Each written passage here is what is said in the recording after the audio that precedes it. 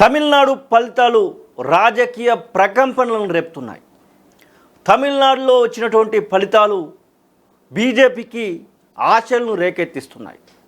తమిళనాడులో వచ్చినటువంటి ఫలితాలు బీజేపీకి సౌత్లో పాగా వేయడానికి పునాదులుగా మారుతున్నాయి. ఎస్, మీరు వింటుంది నిజమే. తమిళనాడులో బీజేపీ అలియన్స్ గవర్నమెంట్ రాబోతుందా అంటే అవునన్నటువంటి సమాధానమే వస్తుంది. ఏఐడిఎంకే బీజేపీతో కలిసి ఉంది. ఇప్పుడు ఏఐడిఎంకేతో టీవీకే విజయ్ ఖచ్చితంగా పొట్టు పెట్టుకోవాల్సినటువంటి పరిస్థితి. 108, 110 మధ్యలో సీట్లు తాను సాధించినప్పటికీ 118 మ్యాజిక్ ఫిగర్ దాటలేనటువంటి సందర్భంలో ఖచ్చితంగా ఏఐడిఎంకేతో పొత్తు పెట్టుకోవాల్సినటువంటి పరిస్థితి. ఏఐడిఎంకే బీజేపీతో అలియన్స్లో ఉన్నటువంటి సందర్భంలో ఇక ఖచ్చితంగా ఒకవైపు విజయ్ని, మరొక వైపు ఆంధ్రప్రదేశ్ డిప్యూటీ సీఎంగా ఉన్నటువంటి పవన్ కళ్యాణ్, మరొకరు త్రిష, ఈ ముగ్గురి పేరు మీద సౌత్లో 30 ఏళ్ల పాటు పాగా వేయాలని బీజేపీ యత్నిస్తున్నట్టుగా మనకైతే స్పష్టంగా తెలుస్తూ ఉంది. బీజేపీ బ్రహ్మాస్త్రాలుగా విజయ్, పవన్, త్రిష మారనున్నారా అంటే అవుననేటువంటి సమాధానమే వస్తూ ఉంది. ఎందుకు అలా చెప్తున్నానంటే త్రిష స్పష్టంగా తనకు సంబంధించినటువంటి విషయంలో అమిత్ షాను ఇప్పటికే కలిసింది. అమిత్ షాతో కలిసి టీవీకే పార్టీకి సంబంధించినటువంటి కొన్ని అంశాలు మాట్లాడినట్టుగా ఎలక్షన్ సమయంలోనే, ఇక ఓటింగ్కు జరగకముందే ఆ యొక్క వాదనలు అయితే మనం చూసాం. మరొక వైపు టీవీకే విజయ్ తను ప్రచారంలో క్లియర్గా చెప్పడం జరిగింది.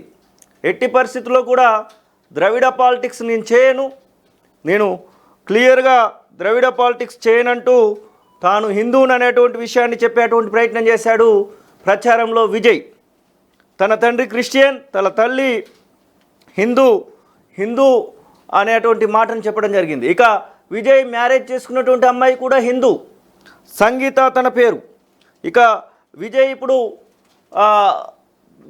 స్నేహితురాలుగా ఉంటున్నటువంటి త్రిష తను ఒక బ్రాహ్మణ్, మొత్తం మీద హిందూ కుటుంబానికి సంబంధించి. మొత్తానికి బీజేపీకి బ్రహ్మాస్త్రాలుగా ఒకవైపు ఏపీ నుంచి పవన్ కళ్యాణ్ ఉంటే 2 తెలుగు రాష్ట్రాలలో ఎంతో కొంత ఉపయోగపడుతుంది అనేటువంటి ఉద్దేశంతో పవన్ కళ్యాణ్ను మచ్చిక చేసుకున్నటువంటి బీజేపీ ఇప్పుడు పవన్ కళ్యాణ్ అక్కడ డిప్యూటీ సీఎంగా కొనసాగుతూ ఉన్నారు. ఒకవైపు టీడీపీ, బీజేపీ, జనసేన పొత్తు కనబడతా ఉంది. మరొక వైపు తమిళనాడులో కూడా ఒక పాచిక వేసేటువంటి ప్రయత్నం అయితే క్లియర్గా కనబడతా ఉంది. అమిత్ షాతో ఇప్పటికే త్రిష భేటీ అయినటువంటి వీడియోలు, ఫోటోలు ఇప్పటికే చక్కర్లు కొడుతూ ఉన్నాయి.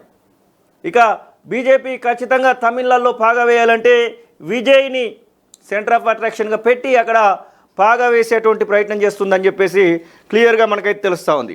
ఏపీ రాజకీయాలలో చరిత్ర తిరగరాసినటువంటి పవన్ కళ్యాణ్ గురించి మనం ఇక చెప్పాల్సినటువంటి అవసరం అయితే లేదు. ఒకవైపు పవన్ తుఫాను, విజయ్ సునామీలతో బీజేపీ గేమ్ ఆడుతుందా సౌత్ ఇండియాలో అంటే అవునన్నటువంటి సమాధానమే వస్తూ ఉంది.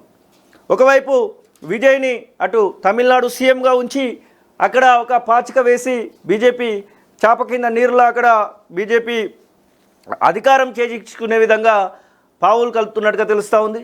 ఇక వచ్చేటువంటి ఎలక్షన్స్లో ఖచ్చితంగా ఏదో ఒక మార్పు తీసుకొచ్చి ఇటు తెలంగాణలో కూడా పావులు కలపడానికి ప్రయత్నాలు అయితే చేస్తూ ఉంది. మొత్తం మీద సౌత్ ఇండియాలో బీజేపీకి బ్రహ్మాస్త్రాలుగా పవన్, త్రిష, విజయ్ ఖచ్చితంగా చేయబోతూ ఉన్నారు.